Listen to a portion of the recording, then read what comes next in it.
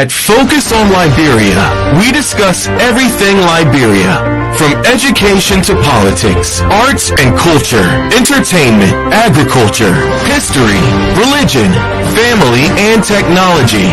Focus on Liberia uncovers and showcases the best of Liberia and shows the world the truth about Liberia. We educate, elevate, and promote all things Liberia. We conduct interviews, panel discussions, debates, and more. Tune in to Focus on Liberia on Facebook and YouTube and be a part of the stories that make up the news. This is Focus on Liberia, and I am Dennis Jah. Good morning, everyone. I am Priscilla Mah-Belloh. Welcome to a noonday broadcast where we delve into transformative dialogues about social justice and the voices leading the charge for social reforms. At a noonday conversation, we explore the intersections of politics, culture, and tradition with the leaders who are reshaping our world for the better. Our noonday focuses on critical dialogues around social reform with emphasis on gender justice to influence policies and contribute to societal shifts. So we facilitate conversations that challenge our worldviews and lead to the evolution of a new consciousness of ourselves, our relations to each other, and the world in which we all live. Today, on a new day, our guest is Dr. Kyle Patrick Burrowes. Dr. Burrowes is here for the third time to talk on a new day to talk to us about the amazing work he's doing when it comes to setting out the record straight about Liberian history. Someone made a comment this morning on the advertisement of this program that Dr. Burrowes' version of Liberian history is so compelling. And I think he's not the only one who feels that way, who think that way, as evident by the fact that the places that Dr. Burrowes have gone, the audience alone can tell us, can speak for itself.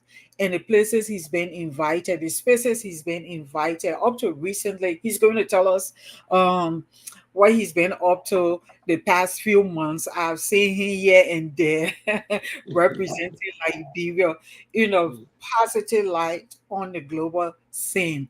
So it's so great. It's an honor to have Dr. Burrowes agreeing to come to teach us a little about ourselves every time. We're going to be talking about one of his books here. It's titled Liberia and a Quest for Freedom, the half that has never been told. We're going to be talking about that, and then if time permits us, we will go into another of his book that I was just telling him about before we got on, and say I would like for us to hint on that a little bit. But so stay with us. This promises to be an enlightening conversation. For those who haven't listened to Dr. Burrowes before, for those who are new on this platform, for those who have not heard about Dr. Burrowes before, I'll tell you a little. I will reintroduce him. From 1995 to 1998, he was the Carter G. Wilson Distinguished Professor of Journalism at Marshall University, where he co-founded the Center for the Study of Ethnicity and Gender in Appalachia with, I hope I'm saying this name right, with funding from the Rockefeller Foundation Humanities Division. Dr. Burrowes is the author of multiple books, one of which we're going to be talking about today, two of which we already talked about in previous conversation with him. So check out our archive of Focus on Liberia and check out those conversations to enlighten yourself, get yourself exposed to some of the, again, accurate account of Liberian history that you were not privy to. He is also the co-author of the Historical Dictionary of Liberia. His research has received awards from the International Communication Association and the Association for Education in Journalism and Mass Communications. Dr. Burrowes earned a BA in journalism cum laude from Howard University in 1976, MA in communications from Syracuse University in 1979, and PhD in communications from Temple University in 1994. Currently, Dr. Burrowes is a fellow at Yale. Welcome back to A New Day today, Dr. Burrowes. Thank you Thank for you. Thank you for having me back, actually. I appreciate everything that you're doing here to act, as the name of the show says, to launch a new day for us. So I appreciate it. Okay. Mhm. So, tell us a little bit what you've been up to. I saw that recently you were invited to speak to this program that you said that Cassandra, another one of another Liberian that I admire in the diaspora, so Mm. down to earth. She recommended you, and then you spoke at this occasion. You want to tell us a little bit what that was Well, about? actually, the most recent talk I gave was at the annual African Festival in No. the state of Maryland in the U.S. But what Cassandra had done was she wrote a letter of recommendation for me when I applied, and I received a fellowship Oh, to work in the library here at Yale University. So that's what I've been doing, digging in the archives with rare books and manuscripts. Again, looking at the early history of Liberia. hmm. Mhm. Yeah, I know when I wrote you the other time, and I want us to talk about what you're doing over there. You say, okay, let me get it done with, Yeah, and yeah, then yeah, in yeah. the future. Yeah, but I Yeah, can't wait. I wish you well and send you thank you. strength as you go through this. And I can't wait for you to get done so that we can learn a little. Yeah, we can learn more from you. So Thank you very much. what you keep doing. So I should just mention very quickly that one of the things I found here, uh, Hmm. Yale is in New Haven, Connecticut, and I found out that Jehudi Ashman, who was the ACS agent in Liberia, after Uh-huh. whom Ashman Street in Monrovia is named. Well, Jehudi Ashman is buried here in New Haven. So I did a short video on his I saw that. tomb and discussed some things about his biography, his background that I learned in the course of my research. So yeah, it was just one of the side benefits of coming to New Haven, actually. Okay. Okay. Yeah. Well, keep doing what you're good at doing, and thank you for dedicating your time, your life to just setting the record straight, and just enriching the conversation about one matrimony and patrimony. Amen. Amen. Yes. Yes. All right. Okay, audience. Let me read a little.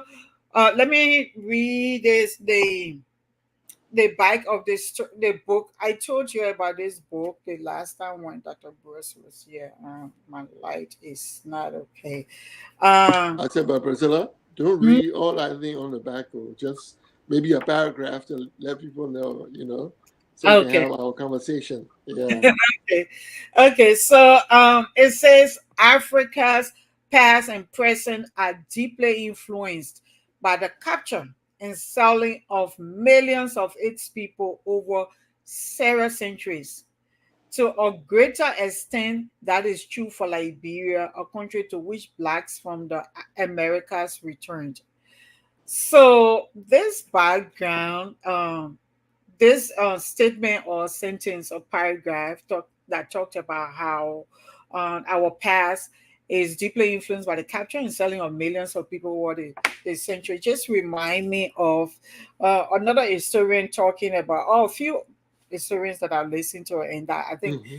and that's why your book talk about as well, because we tend to, I don't think we consciously consider the trauma that happened, that we have inherited from what happened in the past with our ancestors. So so he's talking about, so we see these videos sometimes pop up with comparing blacks with white, and then they'll be like, black people, they'll shoot, and then a white man or white person will be going and say, I want to see what's happening, and the black person is running on the at the other end, running for their life. Hmm. So yeah, so he talked about trauma that we have inherited, for which I mean, how traumatized the black race is. And I see that you delved into that in this book. So I Hmm. want to start with that, the historical trauma and its legacy, that you emphasize the importance of acknowledging historical trauma in order for us to progress. So, So, Priscilla, if you don't mind, sis, what I mm, would suggest is I would like to start with the beginning, with the trade itself, and then we okay. can come to the trauma. Because if people don't appreciate the fact that there was uh, trafficking in human beings from Africa for Mm, centuries, then it's hard for people to understand the they, trauma. You start okay. talking about trauma, they say, "Oh, but what is there to be traumatized about?" You know what I mean? Okay. So I would like to say, ask the audience, when do you think the capturing of Africans began? Not in Nigeria, not in Gambia, but in the area we call Liberia. When do people think that that capturing of Africans began? Most people would, first of all, deny that the slave trade took place in our area. A lot of people, they pretend that it didn't happen. They'll say, oh, it happened somewhere else, but not here. But I will tell you, and I say these things, I like to cite sources so people don't think that, oh, there's this Patrick making things up. The very first capture took place when Pedro de Centra, the Portuguese navigator, came down the coast from Portugal. And he was the first European to reach our area in West Africa. And the ship reached the area of Marshall. And at that point, they decided to turn around and go back to Portugal. Okay, when they reached the Marshall, I was shocked. I got the manuscript of Decentra. There was an Italian on board the ship who was taking notes. When they got to Marshall, three brave souls in a canoe went up to their ship.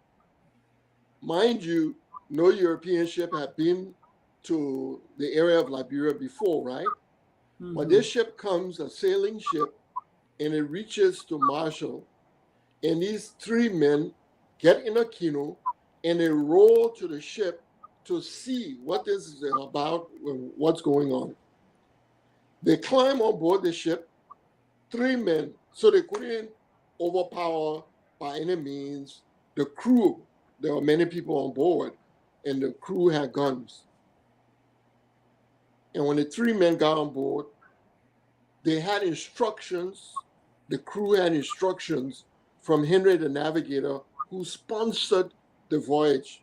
He said, when you go, capture people and bring them back.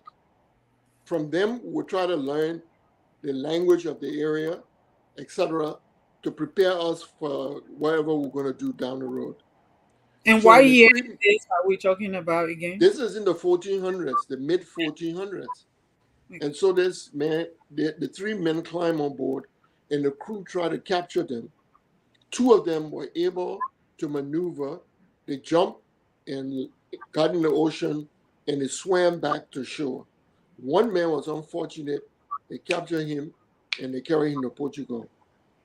From the beginning of the contact, capturing of Africans began, and it continued throughout. So the Dutch were involved at one point in the slave trade from Liberia. A lot of Liberians will tell you, they say, oh, you know, Kru people were never captured, right? Kru people are not taken. Well, I'll tell you that the record shows that there are many people of Kru descent who are actually, their descendants are in Guyana and Suriname in Latin America, because the Dutch were controlling those places and they took people there from that time. Now, subsequently, Europeans prevented or avoided getting involved with capturing people from the Kru coast because they relied on crewmen to guide them and to work on board the ships. And they said, well, you know what? If anything happens and people refuse to work with us, it will be a problem. So we will kind of quid pro quo. We will leave them alone and we'll take other people. But that came later. And one of the interesting things is when I did the book. Sorry, when you say to guide and to navigate the maritime, because you said to navigate. still, Yes. You see, because Kru culture was a maritime culture, and we like to denigrate the value of what we have and to honor whatever comes from somewhere else. We denigrate those who came before us.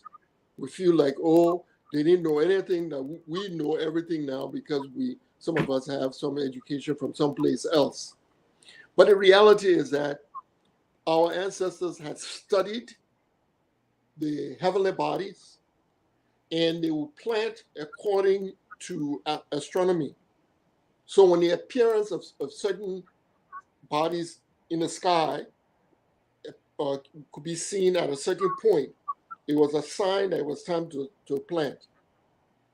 And this goes beyond the immediate weather, because it might not be rainy season, but it could rain right early. And if you are relying on weather conditions, which are a very low level and ever changing, you could go and plant at the wrong time. So people were relying on knowledge that was much more sophisticated, and they will follow those cycles. We said, the translation for a month in most of our local languages is moon, because the time was measured by the cycle of the moon. And when the moon came, full moon, there were a lot of celebrations in villages and stuff. You had all the light, people could be outside and so on. And so on the coast, people studied the wind conditions, they studied the ocean currents, all of that. And in the Atlantic Ocean, there are two currents that run in opposite directions. Yeah. So one of them runs near the coast, closer to the coast, and it's running from the west to the east. You can take that current to go to Nigeria. To Ghana at least. I don't know if it reached all the way to Nigeria, but I know it goes to Ghana. Mm-hmm. And then the other current is further out in the ocean, and it runs the opposite way. So these currents are important, especially back in the day when they had steamships and all these, advanced technologies. So the Portuguese came by sailboat. They reach the coast, and they are traveling, and they capture the ship in that current that's going towards Ghana. So the current is helping the ship to move, to propel the ship. Yeah. When they're trying to go back, they are trying to sail back, and they're going against the current. Eventually, our local people told them, no. If you go further out in the ocean, there's a current there that's going the opposite way. You gain that current, will carry you. because they knew that. That's how they used to move up and down to trade dry fish and other commodities.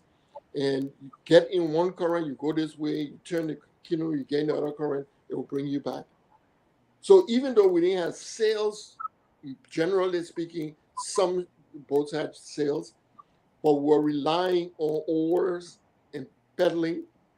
But they knew the currents, and the currents would save labor and time. So they taught the Europeans about our ocean. Our ocean, our Atlantic, it was in our area. The Portuguese were not on the Atlantic per se, not that part of it anyway. So that's part of the issue. Someone read the book.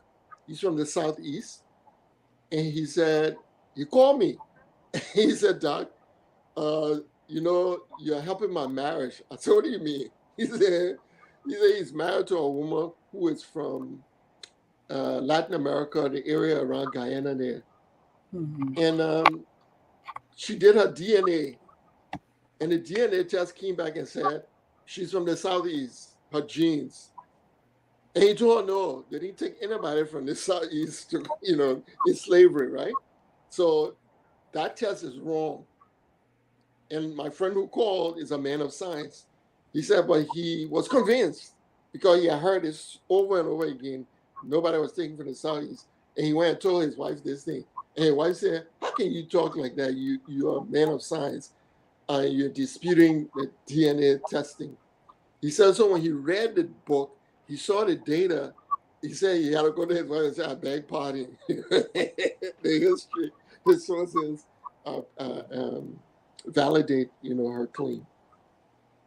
So the point I'm trying to make is that the Dutch were involved, the French were involved, right? And the French named certain places, because of their involvement there. They gave names to some of these places. The Portuguese, when they first came, they were heavily involved in the slave trade. They named places like Cape Mount, Mesurado. It happened to be an Italian word, but the man who was keeping the records for Pedro de Sancho was Italian. So he is the one who gave that name. But when you go further, you have River Cess, Grand Cess, Picnic Cess. Cess is from the Portuguese word for basket. And because when people approach these ships from the coast, from the shore, they will bring goods to sell. Yeah. In baskets. Baskets, yeah. And so when they say Grand Cess, they say, oh, the people who live there, they got big baskets. Picnic Cess are small baskets. And so those names have stuck. Kipalmas, that's Portuguese, right? Are there other Portuguese words that we use like dash? Palavra. Palavra, it means debate, discussion. Sometimes it can mean confusion. But it comes from Portuguese.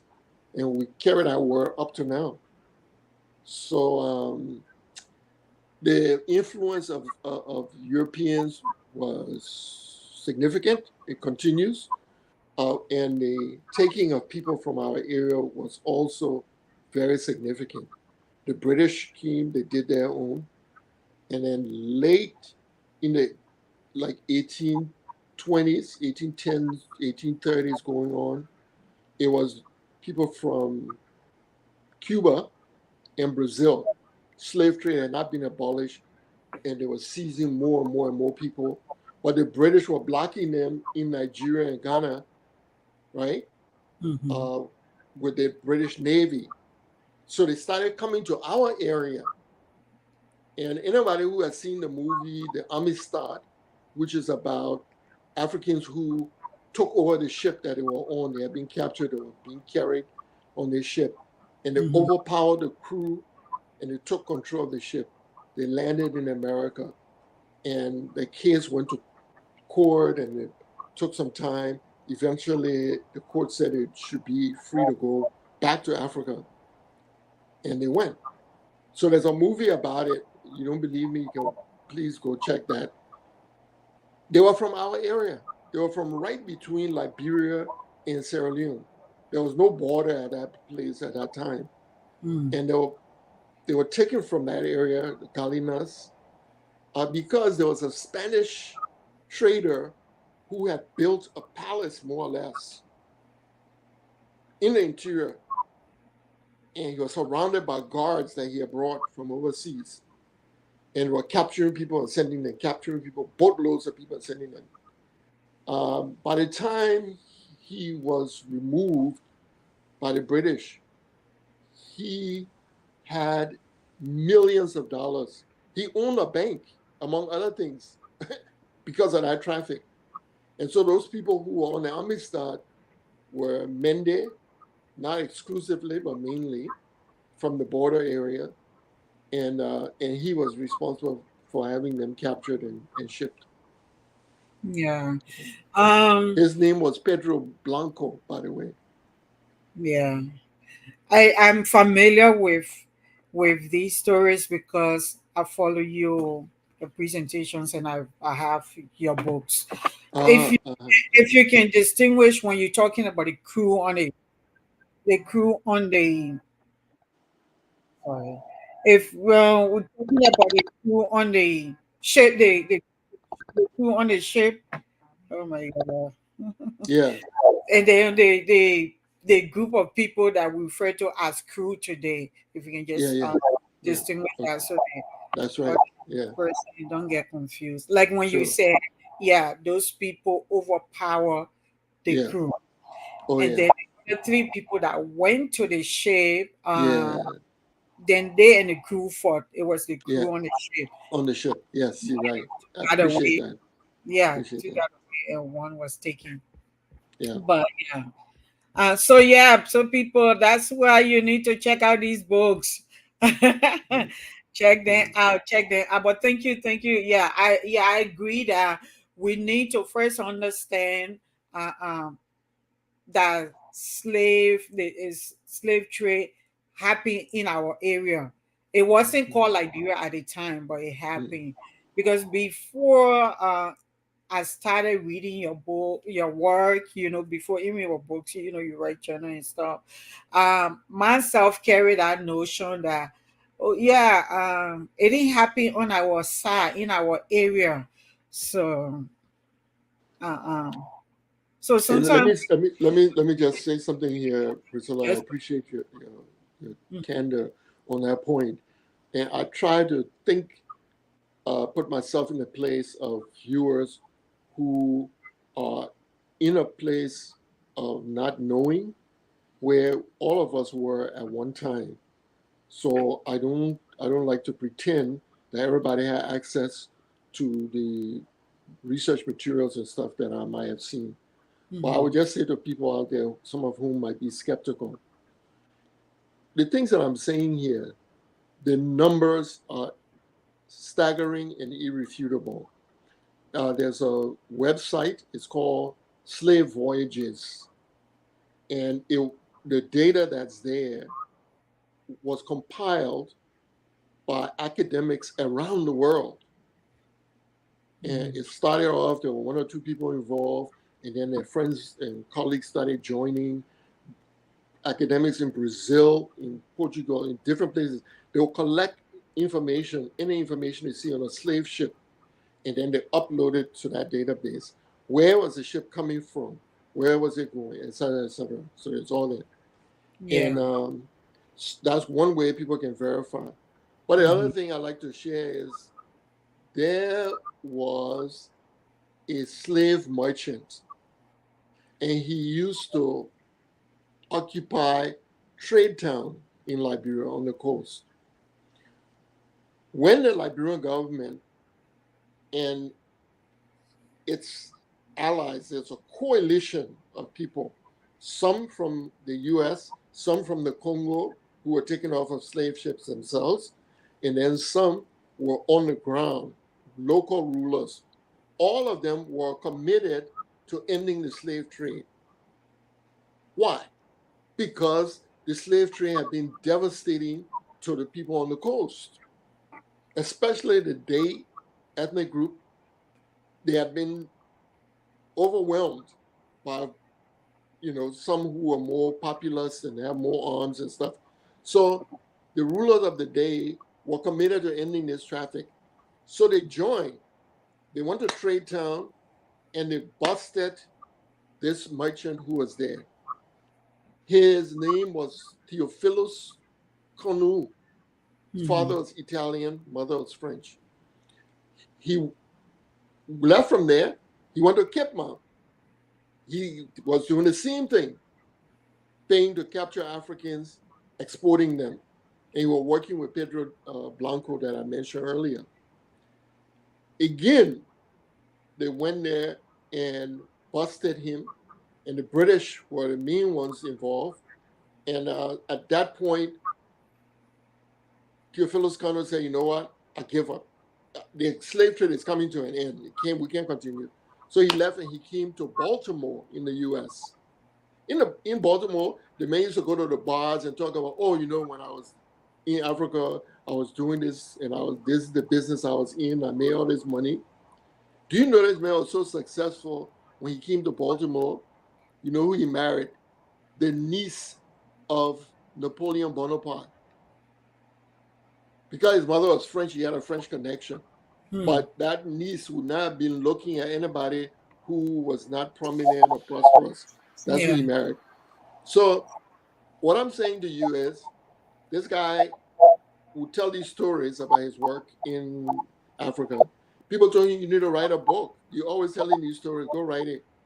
And he did. So his book is one of the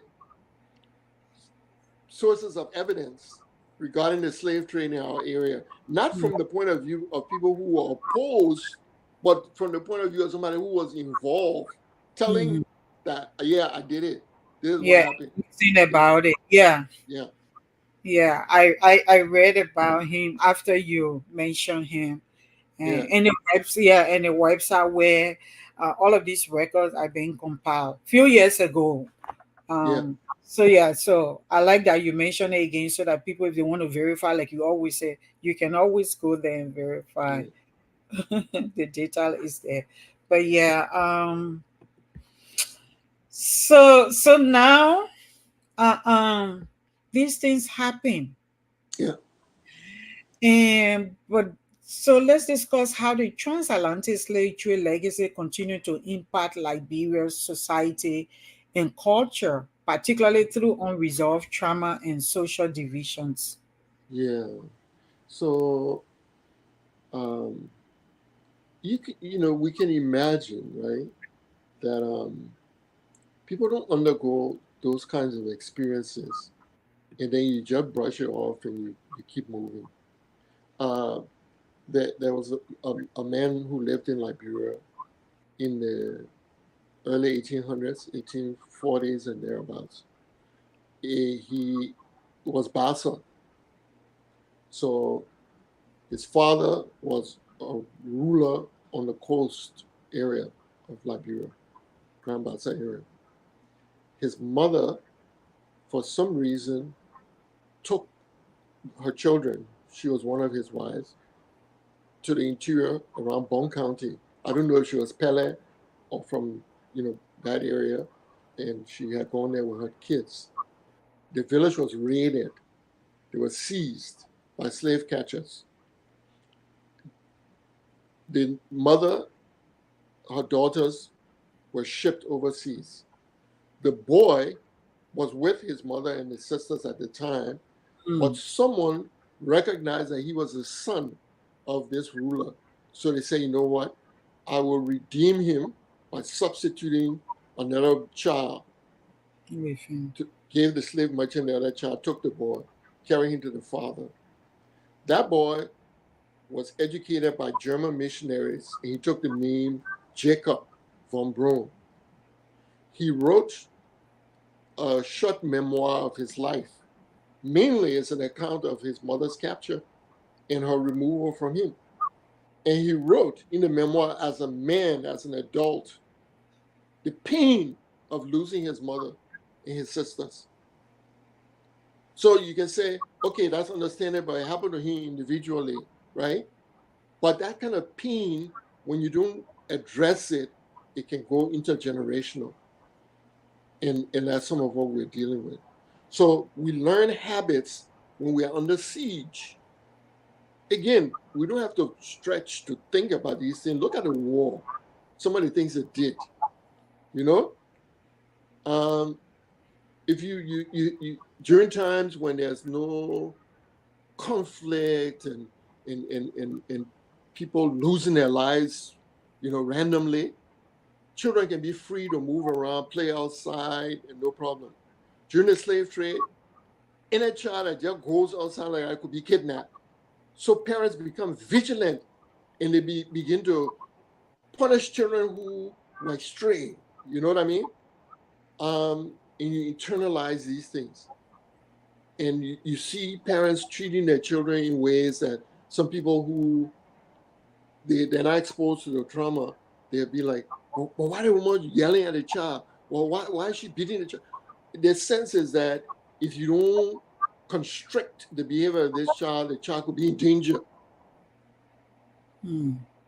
I have not the experience and the authority, in certain disciplines, but there are experts who have written, and they say that one of the legacies of the slave trade is it divided people so much that even people who spoke the same language and they shared the culture, they ended up, if somebody from one clan was involved in helping to kidnap people from another one, they'll split. You follow? And those differences become amplified. Some scholars did studies over time looking at the question of trust. How much distrust is there among Africans? They found that the level of distrust is highest in the areas where the slave trade was most active. In other parts of the continent, not so much distrust. So it has had some profound impact. And when we deny the fact that the trade happened or that it was no big thing, it's a problem. The other thing I will mention very quickly is that people don't realize this, right? But there's no record in our pre-European contact history of there being distilled liquor. People drank palm wine, but that's from fermentation. And even the ancient Egyptian, their drinks was from fermentation. You let it sit for a while, and then it changes. Beer can do that as well. Anyway, so palm wine. So when people would go and pour a libation, it would be water or palm wine. The slave trade brought liquor, hard liquor, distilled. Rum was like a currency. It's like, this is how much rum we can give you for one human being. This is how many guns we can give you for one human being. 4 guns for one man was the ratio of the currency. And liquor became widespread.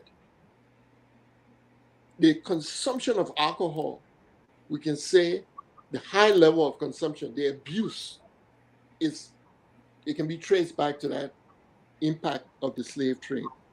Okay? And you see, it was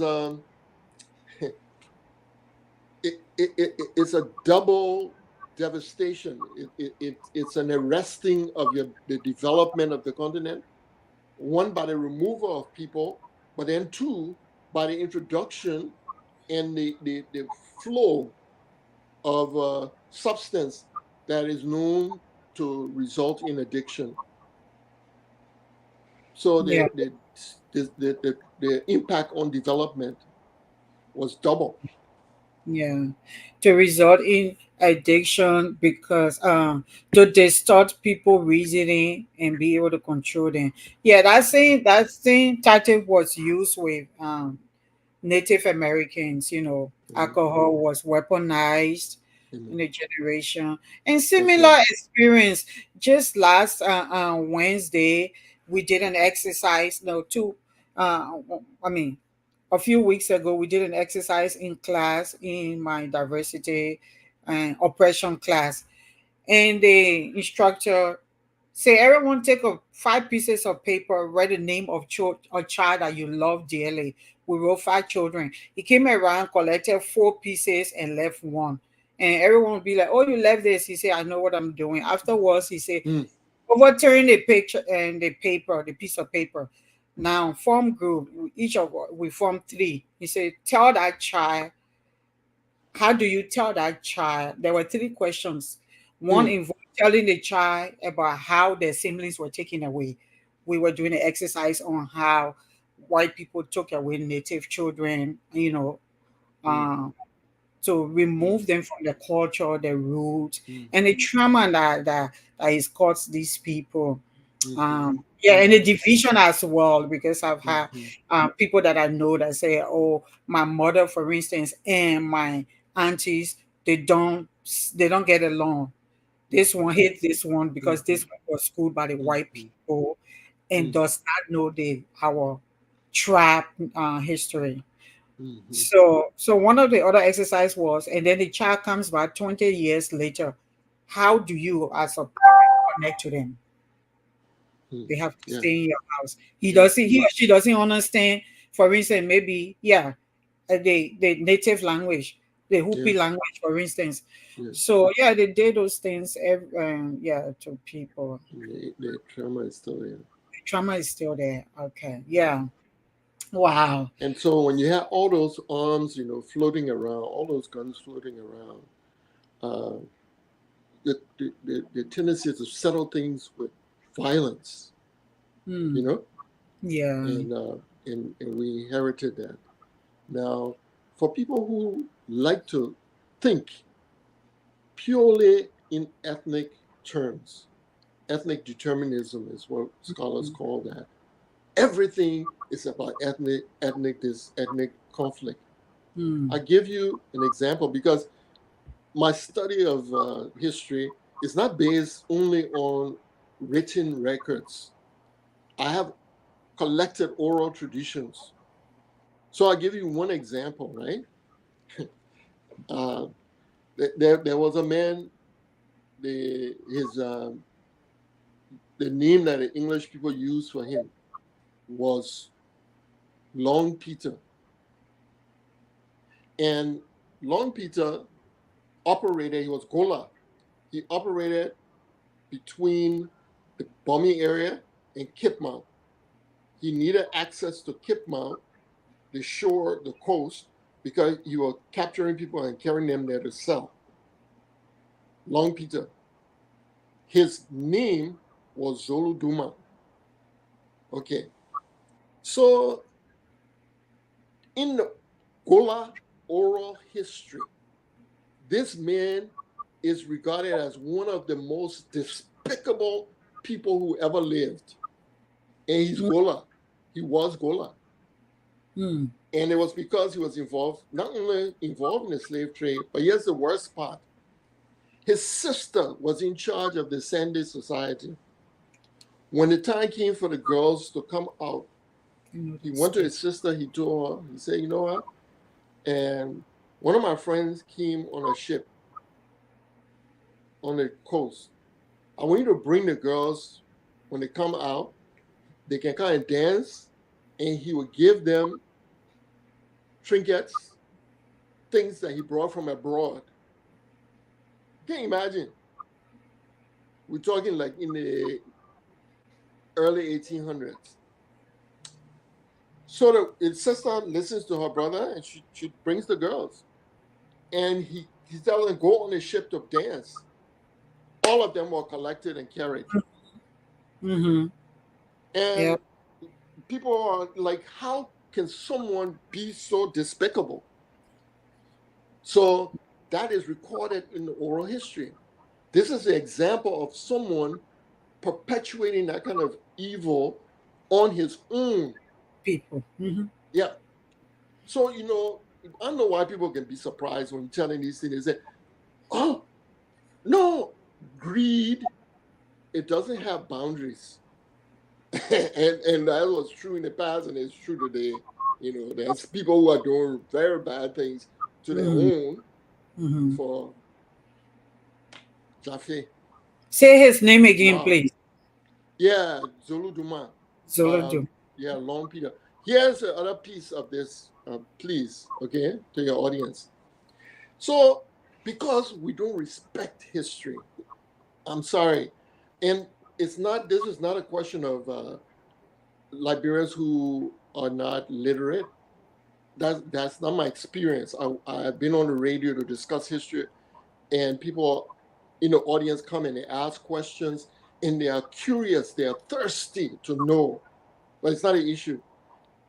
I find that often it's quote unquote book people, educated people who don't know our history, but they are too proud. They're convinced that they know everything, so they don't need to learn anything. So here's the problem. Okay, there are two I want to share with the audience. There was a bridge built during the Ella Johnson administration, and the bridge was named for Zulu Duma. But Zulu Duma never lived anywhere near where that bridge is constructed. And he was a slave trader. And he was despised by his own Gola people. How did that happen? Well, because the English people call him Long Peter. I guess he was tall. The man who lived on Bushra Island, near where that bridge was built, was the ruler of the day. And they called him Peter. But not long, but Peter. No, he's different from Zulu. Peter negotiated with the ACS and the U.S. Navy for the land on Cape Mesurado, where the first people from the U.S. and the Congo were settled up on the hill. Yeah. That was his decision. But that man is not the same as Zulu Duma. But the officials mixed the two of them up, and now we have a name on a bridge for a man who didn't live in that area, and so forth and so on. Complete confusion. The other issue I want to raise with you, and this one is really hurting my heart right now, because I just learned about it maybe 10 days ago. I have to still investigate. During the last administration, an application was put forward for Providence Island to be named a historical site, World Historical Site, right? The UNESCO makes those designations. For them to do the application, UNESCO said, oh yeah, we're interested, but do a proposal. Yes, more money, so you do the proposal first. They go to do the proposal. You can find people like you. So, they will never call somebody because they don't want to hear something that it doesn't agree with what they already have heard, And so what they did, they went to do the proposal, and someone told them that Providence Island was a Poro site, and that when the people came from America, they took it and they desecrated it. And then they said, oh, but then no, it would not be applicable for UNESCO World Site. Now, this idea is so ludicrous, and it's caused Liberia to lose the funding that would have come for building up Providence Island and the tourism, historical tourism that would have come, based on a complete falsehood. Why do I say that? Two reasons. First, the Poro never had facilities on an island. The forest is where schools are held. That's the tradition. But the second thing is that the historical records on Providence Island exist. And for the longest time, Providence Island was the place where African captives were held. Because it was harder for you to escape when they put you on the island, and some people didn't know how to swim, etc. So they capture you, they bring you on the island, keep you there. European traders were operating that island. They were controlling with their allies who gave them permission. So it was okay for those capturers to be on the island, and nobody has problem with it. And they say, oh, the local people didn't understand land holding and all that. But when people came from elsewhere, from America or from the Congo, and different rulers say, you know what, now people come and sit here, they say, oh, but the people didn't know what they were doing. They started to sell the ancestors short. They didn't know what they were doing. They didn't know about land, how to control land. But for generations, Europeans have been controlling Providence Island with the agreement of their local allies. Long story short, there was an Englishman, his last name was Mill, M-I-L-L, no S. He has several places on the coast of West Africa where captured Africans were kept for him to be sold. The man became wealthy. He had a child by an African woman. He took that child to Liverpool, put a boy in school. The boy was there for, I want to say, about 10, maybe 12 years. I have his biography. He goes to school when he gets to a certain age, like 20 or so. The father said, you know what? I want you to go to Providence Island, which I've been controlling. And you will be there to operate that slave business. The boy comes. He says, but this is bothering him. His mother is African. And I'm here involved in selling people, right? And he says, you know what? He decided, I can't do this anymore. I will sell anything else besides that, right? Human being. This happened in around 1820, 1821, when he changed his mind. And he was the one on Providence Island now, passed through his father. The man that his father sent him to replace on the island left to go to England. He went there, built a palace because he was so successful and so wealthy. The boy decides he's not selling slaves anymore. So when the ACS comes, the U.S. Navy come to negotiate for land, guess who is the translator? It is the boy John Mill. He is the scribe, the secretary for Peter and the other rulers. They have conference to discuss what you wanted land for, what will happen with the slave trade, what is your position on that, and this is how Providence Island came to be transferred to those who came from the U.S. Do you follow? Yeah. Can your audience imagine if the Liberian government were to take that story and says, in a proposal to UNESCO, here's an island for years and years and years. It was a place of misery, of suffering, of people being held in order to carry them away from here. But as a result of a coalition of abolitionists, black abolitionists, local, from the Congo, from America, coming together to say no more, and this island is free. Isn't that a positive story? Isn't that something that Liberians want to be known for? This is the beginning of this country we call Liberia. It is rooted in something we call liberty. Yep.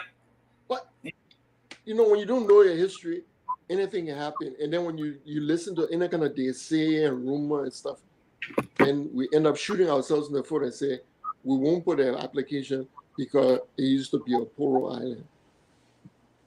Yep.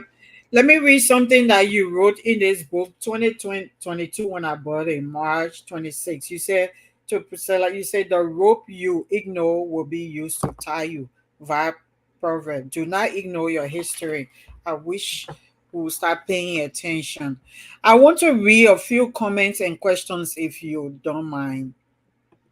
Um, Please, I look forward to that. so I'm sorry, I don't know how to say your name and I don't want to mispronounce it.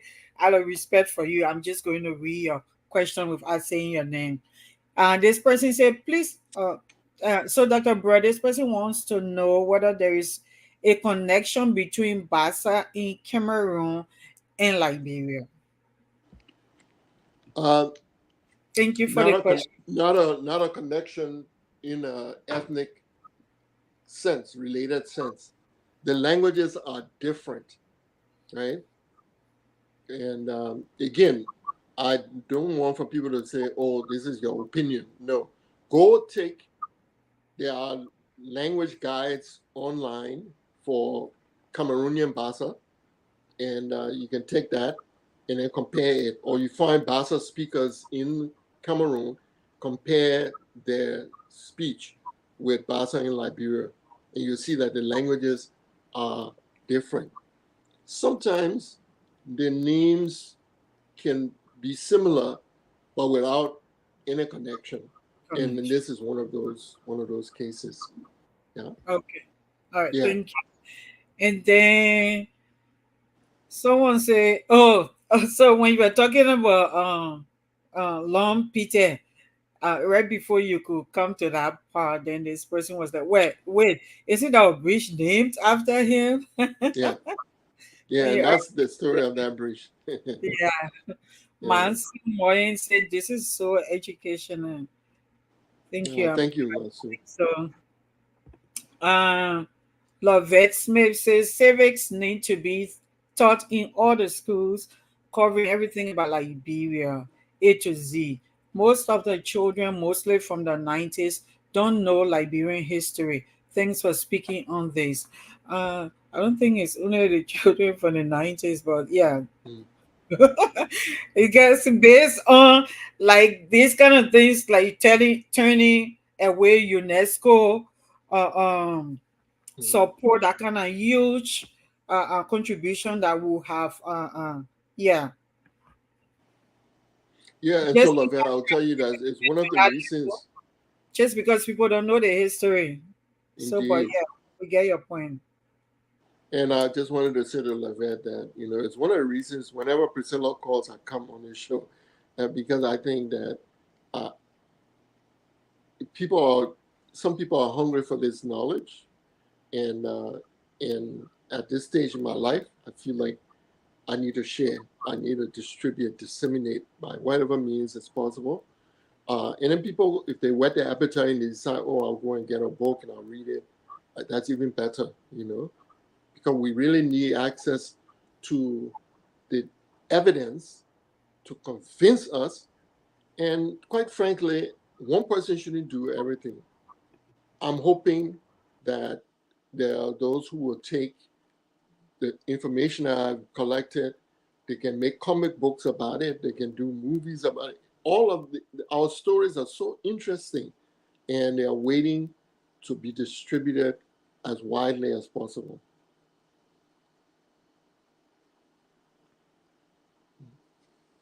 Oh, sorry, I went to heat up my Yeah, coffee. yeah. No And worries, no worries. someone say, do you do you feel that Liberian history has been simplified? I don't hear about these stories, or I think the person is talking about it, the one you're narrating. I don't hear about these stories or the Condon Federation or Pura Sandy, etc. I feel there is quite a lot of emphasis on the ACS and repatriate. I think that there's a lack of knowledge on Liberian history, period, and and then people need to actually investigate. and be open to learning what they don't already know. Do I believe that Liberian history has been simplified? Absolutely.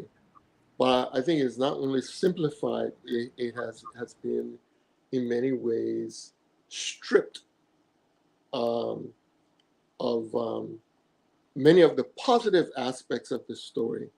And so there's this overemphasis on issues of conflict and the problems that existed in the past of Liberia, when there are individuals there that are worthy, to be emulated, to be admired, for the children to learn from. But they don't know it. So the result is that we're worshiping people who come from somewhere else, but you don't understand that your society produced good and bad, and we need to uphold that. I mentioned Zolo Duma, and I told you it was Gola, and Gola oral tradition, denounces him. But here's somebody who was also Gola, a man named Vanja Vanja. Vanja Vanja was living in the interior because the Gola used to live far north, not in Bombing, and they were pushed down into the Bombing area, into Cape Mount. And he was living in the ancestral area. He had heard about this slave trade business, and he had heard that, there were people who come to the coast on ships and stuff. So he wanted to go see for himself. When he went, he saw that there were young people being carried away on these ships. And he was like, oh no. So according to the oral history, Vanja Vanja was big, stature, tall. And he hatched a plan. He said, talked to a friend of his. He said, my man, tie my hand behind my back. Don't tie it too tight. Carry me to those people and tell them you want to sell me for them to carry. And the merchants saw him and said, wow, okay, definitely. These are the kind of men that we want on our side. He's big. And long story short, Vanja was put on the ship. He didn't resist. When he got there, his plan was he was going to look around and see what could be done. And he observed the crew, the people working on board, who was armed. They had a dog. They were using the dog to scare people. So he ran, he untied his hand, ran, and threw the dog overboard. By the time one of the people who were working on the ship, who was armed, was turning towards him, he hit the guy over and seized the gun. And long story short, Vanja Vanja, according to the oral history, freed the people who were on board that ship. Is this a myth? Is it, impossible? Not really. What we do know is that from those records that are recorded on the slave voyage database, there were many, many times where Africans overpowered the crew before the ship left the continent. People weren't passive. People weren't just sitting there saying, oh, yeah, it's too bad, but if they carry us, they carry. No. From the very beginning and from the coast, people were pushing against this. There were African abolitionists, not just Europeans, not just Americans. And that's the story that this book we're talking about today is capturing, the half that's never been told. That is the fact that Africans were abolitionists too, and are responsible for removing the slave trade from the coast of Liberia first, before anywhere else in West Africa. The trade was expelled from Liberia. Okay, thank you, Dr. Burrowes. If you're just joining us, we are with Liberian historian Dr. Burrowes, Patrick Burrowes. I forgot. I was supposed to be No saying. worries. Yes, exactly. We're talking about his book, Liberia: The Quest for Freedom, that has never been told. So let me read Beatrice Smith's question. It's a question. Yes. She said, thanks for such a brilliant education. What's about the Grebo in other countries? I think it's similar to the Basa in Cameroon. Are they similar? So maybe similar response were applied. This one says, Let me answer her first. Yeah. So yes, Beatrice, you're right. If you're speaking about Cote d'Ivoire, then yeah, the Grebo there are the same as the Grebo in Liberia, because you see, um, Grebo, Crew, Bassa, Day, and Kua, the people who in Liberia most will call Bele, or Bele is a derogatory word applied to them from outside. Their own name for themselves is Kua. So the Grebo, Crew, Bassa, Day, Kua, and Krum are related. And if you look at the numbers, how people count, you see the similarities there. Their ancestors came from Burkina Faso down, over a long period of time, and then they spread between Liberia and Cote d'Ivoire. So you have Krum, Cote d'Ivoire, Liberia, right?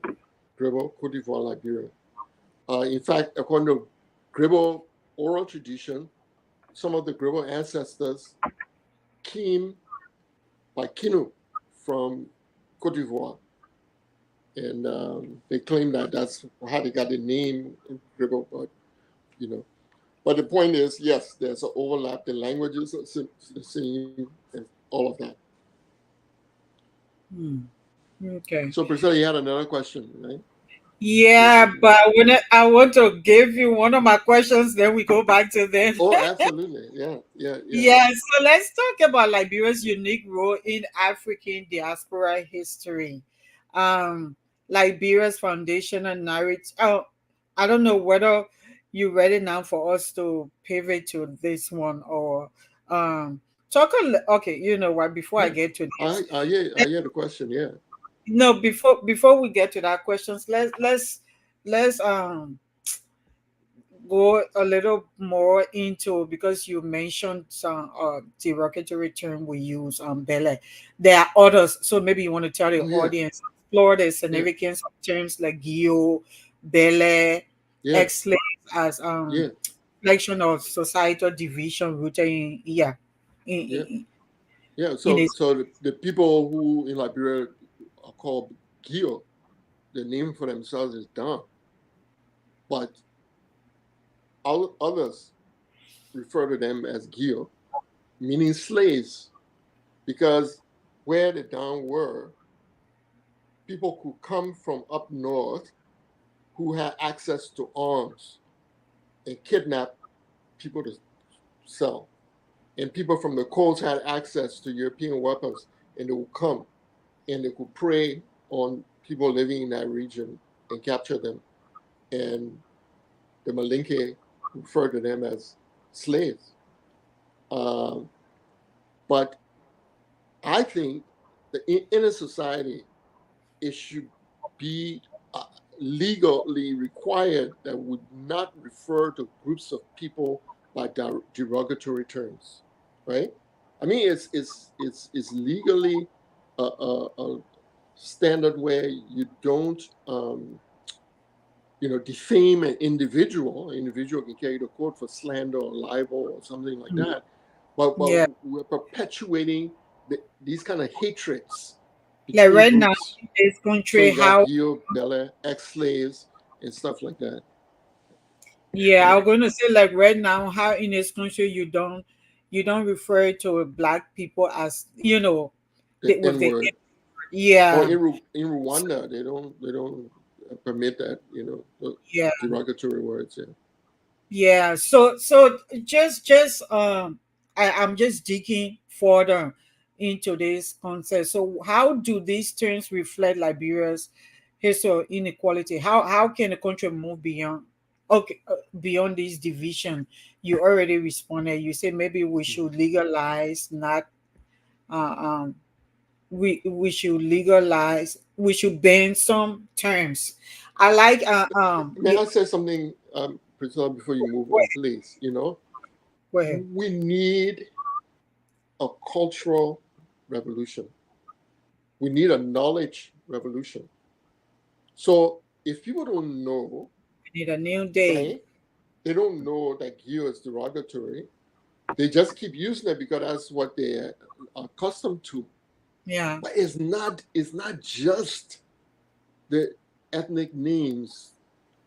We call our ritual masquerades country devil. Mm-hmm. Because when the Portuguese came and they saw it, they said, this is not of God, this is of the devil. Mm-hmm. Here we are. That was in the 1400s, 1500s, 1600s, 1700s, 1800s, 1900s, 2000s. Yeah, man. And we have internalized how outsiders look at us, our culture, and we embrace it, Mm-hmm. and we perpetuate it and pass it to our children. So we need to be aware that this is not acceptable. We need to then promote the putting behind us of the negative language and to use neutral terms for our own culture. And I would say, I'm sorry, I'm on a Go ahead. soapbox right now No. in the pulpit, but The book. you know, why is it that it is African religious practices that are the most demonized and denigrated? Europeans didn't do that in the same way with Hindu or Buddhism, you know, all the other traditions. In America, you have yoga studios. Yoga is related to Hindu religious practices, right? There are many Americans who are Buddhist. Many people in the West who are Buddhists, they embrace that. You know, the Beatles were going to India to meditate, etc. All of that, the traditions, religious traditions of other places, is like people look at it in a balanced, neutral way. But with Africa, oh my God, voodoo, oh no, that's the devil. And we are so caught up in it that we don't recognize, like, look, you're looking at yourself and your culture through the eyes of someone else from the outside. And is it a problem to just be neutral in terms of the language that you use? You can be a Christian Liberian or Muslim Liberian, but do you have to turn around and denounce your own culture, your tradition? And what does that do for you? So anyway, I think we need that mindset change. Yeah, we need a new day of Amen. mind. Amen. Yes. Yeah, Well said. we need a new day. All right, someone says, he said, is there a ministry responsible for maintaining historical sites in Liberia? Maybe someone could create a historical society to take on this tax independently. Before you respond to that, let me read a few more comments and then I'll put a question back. Can you put the name of the book up? I just did. and and then someone said these books are a must read. I have also read Between the Kola Forest and the Salted Sea, A History of the Liberian People Before 1800 and Power and Press Freedom in Liberia. Good. Yeah, we discussed these two Thank you. works. Thank you. Thank you. We discussed these two works in previous broadcasts. You can check it out and make some contribution, but thank you. And I agree with you. These books must be read. Um, Someone say was written by. All right, this is another question. So let's go to the question that I have first. Okay. Is there a ministry responsible for maintaining historical sites in Liberia? Okay. Yeah, the Ministry So of Information, Culture, and Tourism. But go ahead, sir. yeah, the Ministry of Culture and Tourism is responsible for maintaining historical sites. But I also would like to kind of add a little nuance to this Yeah, go answer. ahead. Yeah, please. I think that Liberians are very quick to expect the government to be responsible for a lot of things, you know, and there are a lot of things that in other societies, civil society is responsible for. You need to take care of. Even where ultimately government has control, government can draw on civil society, you know, to make sure that you're getting the best of what you need in order to do things. So government is to execute the executive branch, but how do you execute if you don't have the right base of knowledge? So in Liberia today, people talk about don't give a contract for construction if you don't put out a call for proposals where people are given the criteria, they review the criteria, and they say, okay, here is how I will do this work. This is how much I will charge. And then government officials will review the proposals and pick which one they think is the best based on the criteria. Theoretically, that's how it's supposed to work, right? We accept this when it comes to building roads and things like that. The same process is supposed to be applied to the issue of history, like what goes in the history book.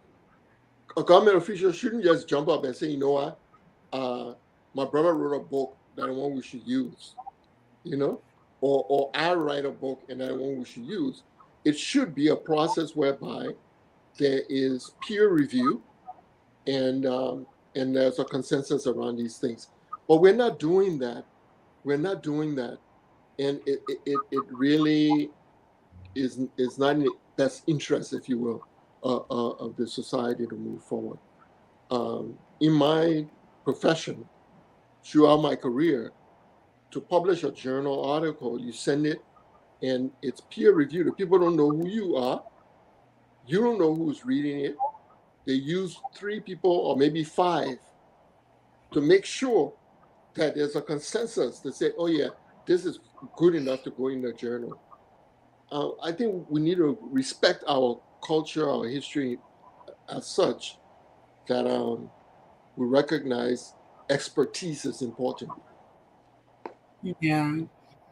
Comfort Henry says the Liberia's history was written by settlers who did not educate about slavery. They didn't say there was slaves brought back. What's your response about that, Doctor?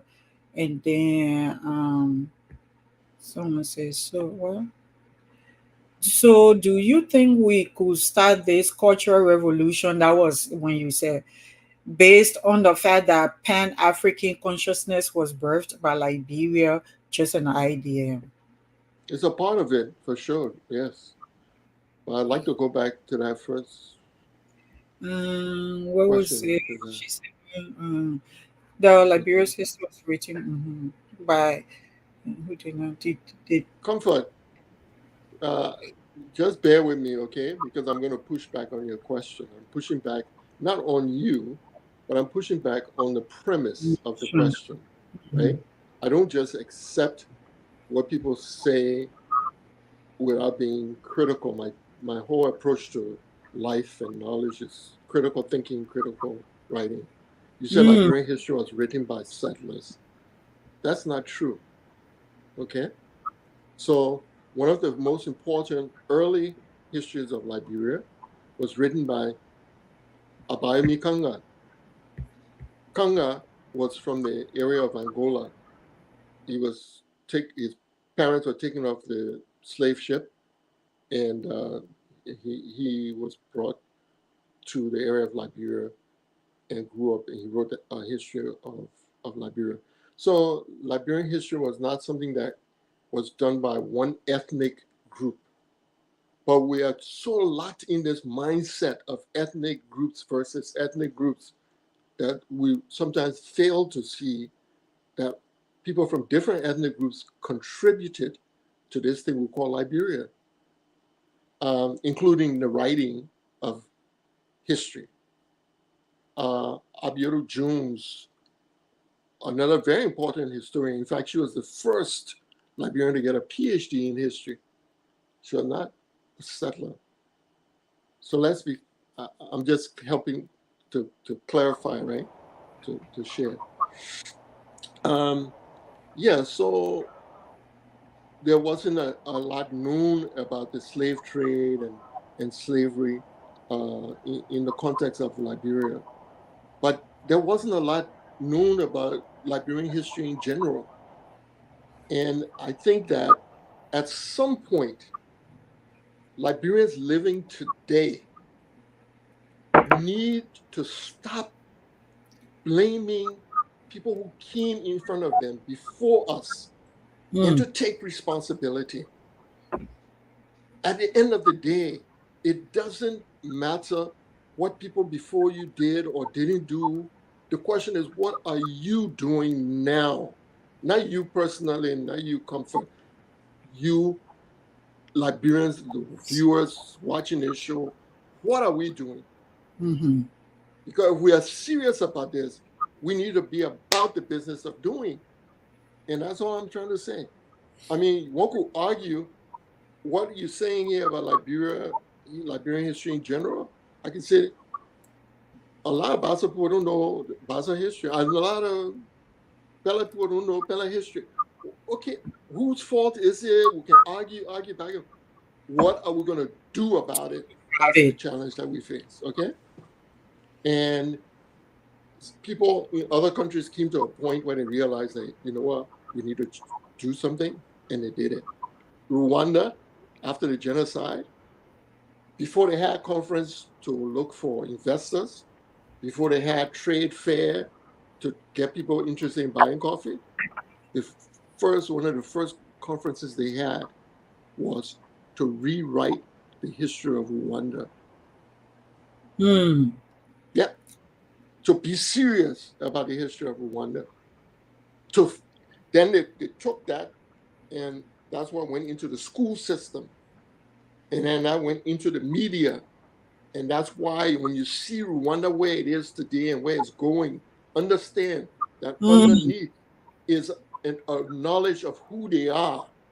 Not just the mistakes that we made, not just the trauma that we went through, but also the positive aspects, our accomplishments, historical, that we can put together and encourage our children to say, we did this before, you can do it too. That's what we're lacking. And I think that was the underlining message of the oration this year, July 26th. Yes, ma'am. We are who we are, and then how we're moving forward as dignity definers. Oh, thank you, Dr. Burrowes. Somebody say, before Nyamfor say, great point, Dr. Burrowes. Of the many African countries I think he has visited, many have undergone or read. Many have undergone some kind of cultural revolution in the news that view themselves in their cultural traditions. Some went as far as changing their colonial names in other European imposed practices and traditions that were an affront on their indigenous African heritage. Why do you think Liberia has lacked the will to do the same? Does it have to do with our mental, psychological, cultural reliance on the American influence? It got caught up. Is there more to that question? He just left it hanging. Oh, I see. Okay.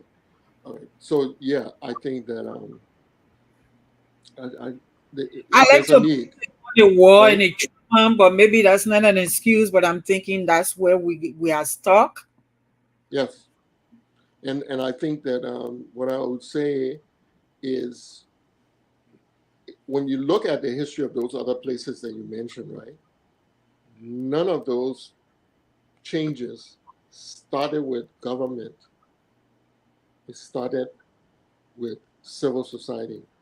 It started with people, artists, people who are activists, people in other sectors, people who are historians, etc., intellectuals, the intelligentsia are the ones who produced those changes. They saw the need for it and they pushed for it.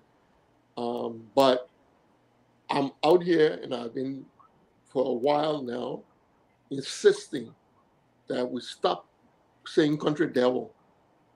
And then some of my friends will come to me on the side and say, but my man, I've been saying it my whole life, man. I'm too old to can't change now. Well, if that's the attitude we take, and we're going to wait for government to, but government is made up of people, and if the people in the government think the way we do, then it's not going to happen. So if we are taking the responsibility as the brain trust of a country, the intelligentsia, like this show is New Day, pushing for us to come into a new consciousness. It's part of the solution as I see it. And that's why when Priscilla calls, I come. Because we need fora like this. But I think that all of us, anywhere we are, whatever capacity we're in, we can contribute to the positive change. Yeah. The end of his question was, does it have to do with our mental, psychological, cultural reliance on the American influence we clumsily copied? Okay, so now, so around the world, around the world, right? For centuries, Western culture has really enjoyed a lot of support and push for very many reasons, and it continues.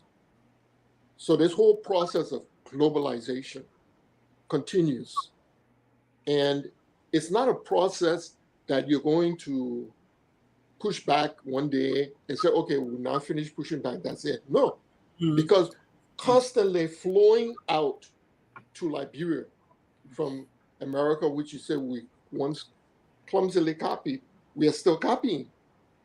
HIPCO is kind of based on hip hop, but with a colloquial twist, which is good.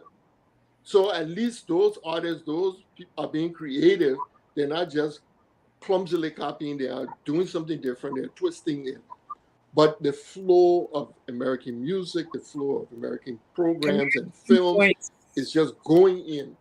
You look at Nigerian movies now, Nigeria has become like another place where a lot of influence is coming into Liberia from Nigerian movies. And the question is, okay, what are we envisioning of our own? If we don't respect our culture, we're calling country devil and such, we're looking down. How are we going to bring it to the screen? How are we going to bring these into the movies or into novels? Yeah. So the culture is rich, but we need to own it and claim it and bring it. And we do it now, and maybe our great-grandchildren will have to do it again if the Western culture continues to be influential. But hopefully with Africa rising, we might not have to keep doing this, indefinitely. Yeah. Let's do something, people. They copying. Even our comedy, we just they loud. I just can't get myself to listen to them. You want to listen to a Liberian skit? Jesus, but I mean, all this kind of Nigerian honor tune, I'm like, oh my God, can we really just do something and just have our lingua franca in it? And I can just turn it off. Like Liberians, please, we can do this. We are trailblazers. So yeah, we are. Dr. Burrowes doesn't have the time to go into stuff that started from us with us. But anyway, this will continue on these kind of conversations. So let's go to Liberia's unique role in African diaspora history. Liberia. How has this Liberia was founded? How has this unique history shaped both the nation's identity and I don't want to say in its internal struggles because you already gone through the struggle side. So Priscilla, I think we'll be coming to the close pretty soon. But as far as the shaping of Liberia, as I see it, Mhm. was from its inception a Pan-Africanist entity. Okay. It sounds, I know, to a lot of people who they never see anything good come out of Liberia. It was from its inception a Pan-Africanist entity. So there were people who were literate and who left records, letters, speeches, and it's clear they were Pan-Africanists. J.J. Roberts gave a speech. They used to have a group called the Liberia Lyceum, and they would invite somebody who was knowledgeable to come and speak. But you weren't just to come and talk about politics, no. It was about some area of knowledge that a lot of people didn't have. It's like you're teaching to the public. So people come and talk about science. So J.J. Rouse came to speak about history. And if you read that man's speech to the Lyceum, unbelievable. He goes through a list of African greatness, the great civilizations of Africa. He talks about individuals. There was a Ghanaian who was captured and taken to Europe. I believe he was in Holland, and he studied philosophy. And he wrote a thesis on philosophy. And I think it was in the 16 or 1700s. But all of this knowledge this man had that he brought together in that speech. And it was very much of a Pan-Africanist perspective. The man who founded the first newspaper in Liberia, John Roswell, another renowned Pan-Africanist. It's only now that a non-Liberian wrote a book about Roswell that, assesses his contribution in a positive way to Pan-Africanist vision. But he was.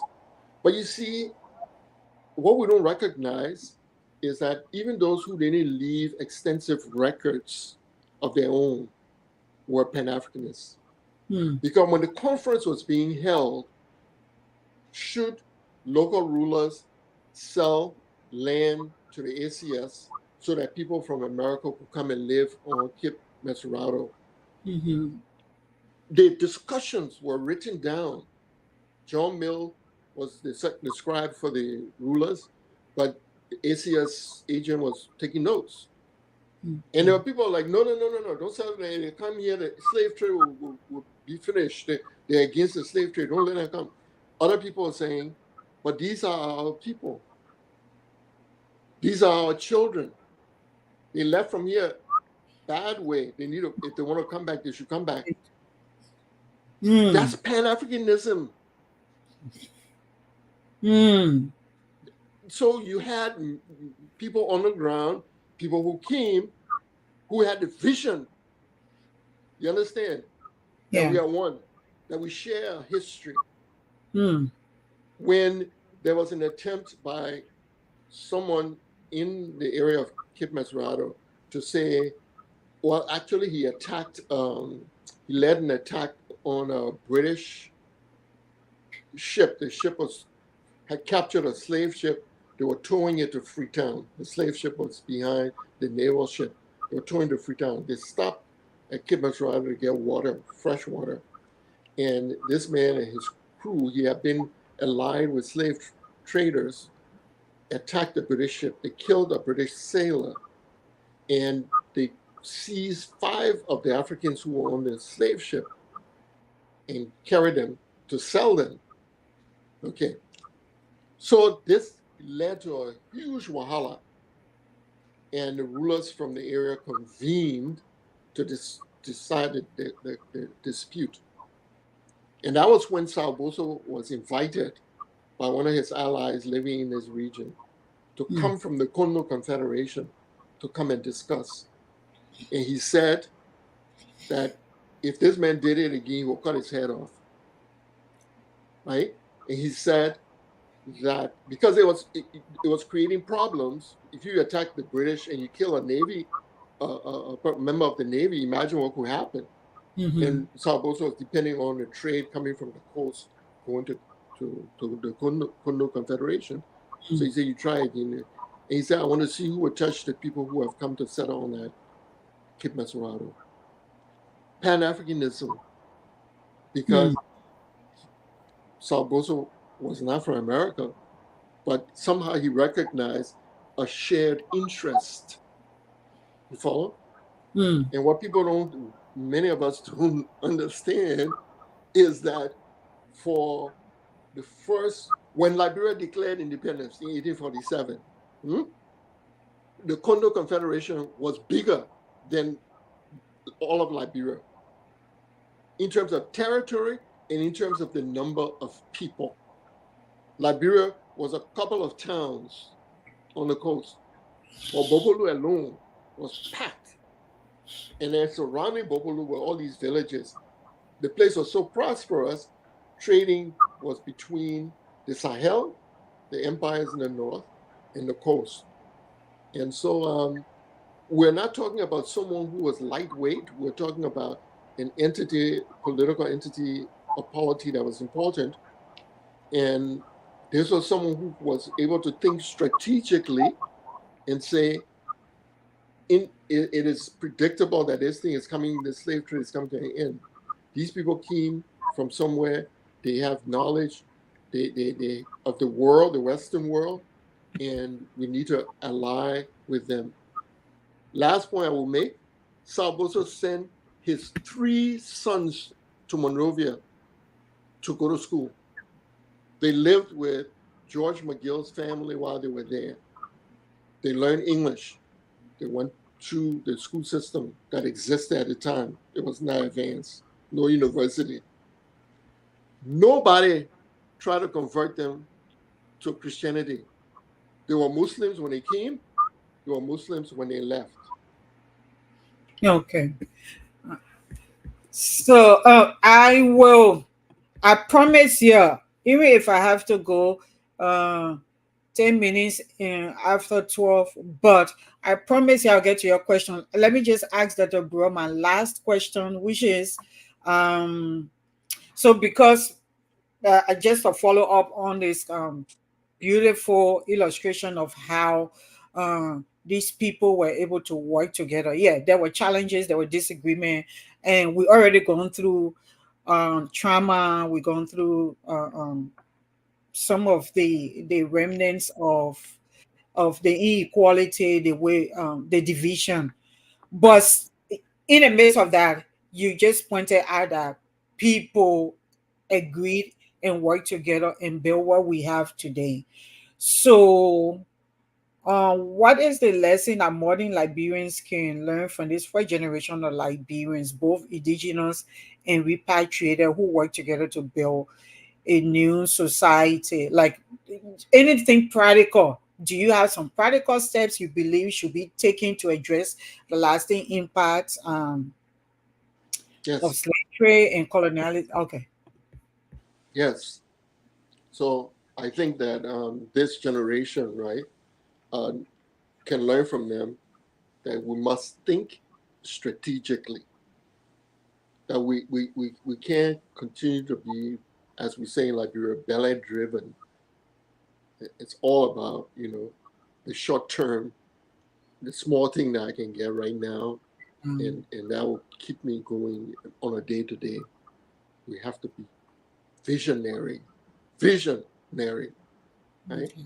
The 2, Liberian, the intelligentsia. I hesitate to use the word intellectual. You say intellectual, put there, but the book people then they went to grad school or what? No, that's not what I'm saying.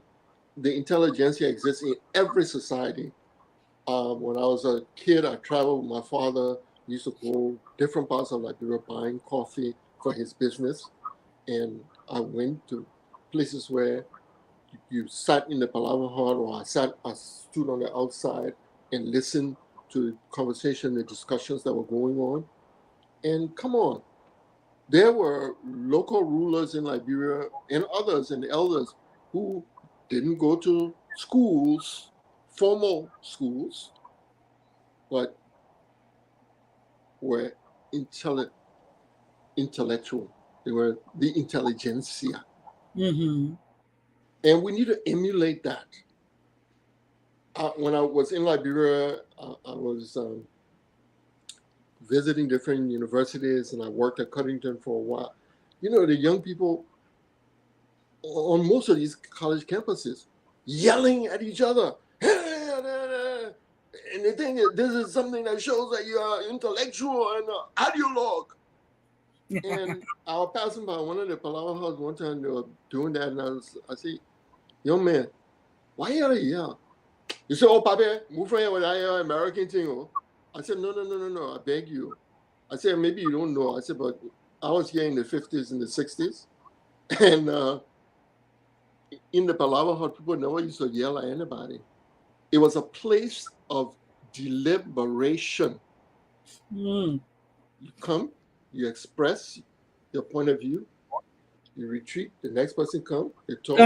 And those who are making the decisions, the elders, usually they didn't speak first. They listen. Then after they weigh everything, they come and they tell you the judgment. That's intellectualism. They will ask questions. That's the Socratic method. Mm. So we are losing the culture. What we have is a culture that was influenced by a war. All that yelling and trying to decide things by violence and who's the strong man. And we don't realize, and we dress that up and say, oh, that's our tradition. Come on. You're debasing African culture. So I say if we can embrace the intellectual sense of responsibility to think for the nation and to think long-term, strategically, where are we going? I'll end on this point. When Liberia declared our independence, they did it because they felt like we would not be secure depending on the ACS. And America doesn't have any interest in us long-term. The Navy was there to intercept slave ships. That was mostly it. And so they declared independence, okay? Vision. Immediately, they rushed to go and get recognition from Britain, and they succeeded. Can you imagine the kind of argument that must have gone, that they have prepared to go to London and to convince the Ministry of Foreign Affairs to recognize this quote-unquote 2x4 country? Think about it. How many in the audience today will be prepared to go and make any kind of argument like that? Yep. But they succeeded. Okay. Mm-hmm. And at that point, Britain was the superpower, the dominant superpower in the world. They didn't go to a country on the level and say, oh, yeah, oh. No. They went to the top. After that, the next country that recognized Liberian independence was France. And France and Great Britain had been at each other's throats for centuries. They have fought several wars. And that rivalry continued. Thank you for this. The French supported the Americans in their fight for independence against Great Britain. And the British hadn't forgiven them. And Liberia, when the ACS came, they thought it would settle people in Freetown, and the British were like, you know what, we're suspicious of you because you just fought us for independence and we fought the war of 1812. We're not sure what you're trying to do around here. So the Liberians said, let's get British recognition. But the next thing they did is they went to France and they got French recognition. Two rival powers supporting this little country. Dr. Burrowes. That's why when the orator says Liberia needs strategic partnerships, that's what she was talking about. Think about it. So strange, you know. It has happened, and so to me, I mean, there are things we can emulate. But I know friends from other African countries many different places who are on our level, and they are, I mean, these people read and they write and they think about their country's interests and what to do about it. I don't know if a lot of people recognize Rwanda, since the genocide, they changed the national language from French to English. They want to be a part of the economic community of East Africa. They said, when people speak English, we'll join them, we'll speak. To change the national language? You know how hard that is? To adopt a policy where the officials of government are going to have to learn the language first, and then you teach it in the schools. In the schools, they put laptops in the schools for the kids not to play on the internet and go on Facebook, but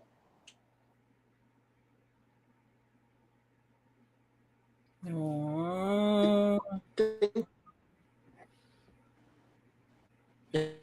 I say that my conversations with Liberian intellectuals, the intelligentsia, it leaves a lot to be desired.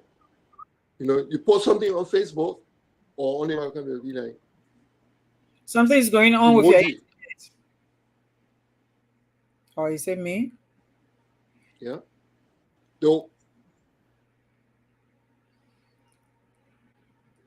Oh my God.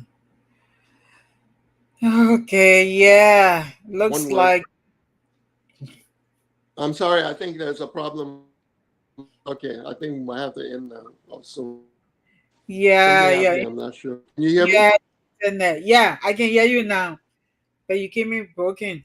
Yeah, so folks, we can't do the questions because the internet from Dr. Burrowes in. But someone says, please have Dr. Burrowes, if possible, once a month or something.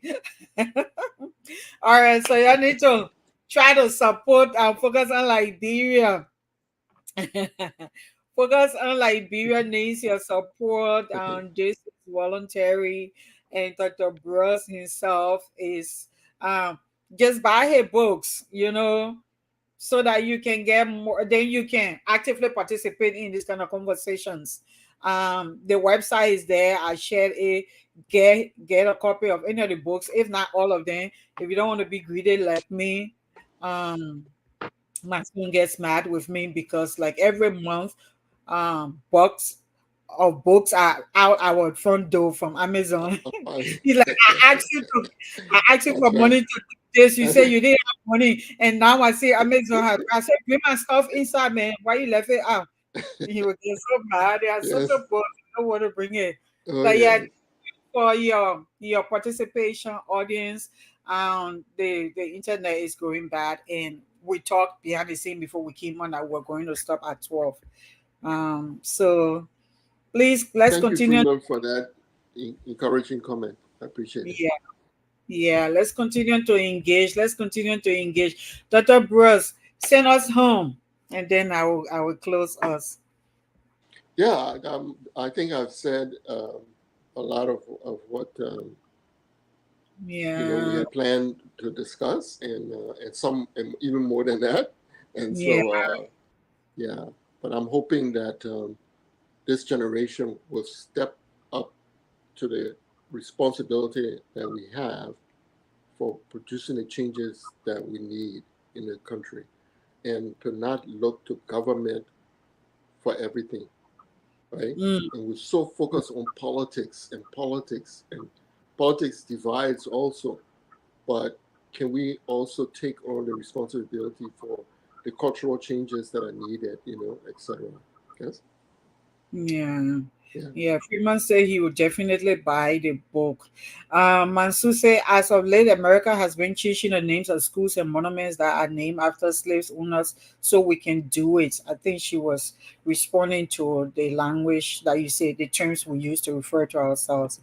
Then Freeman said, I will buy the book. But okay, folks, so we have to close.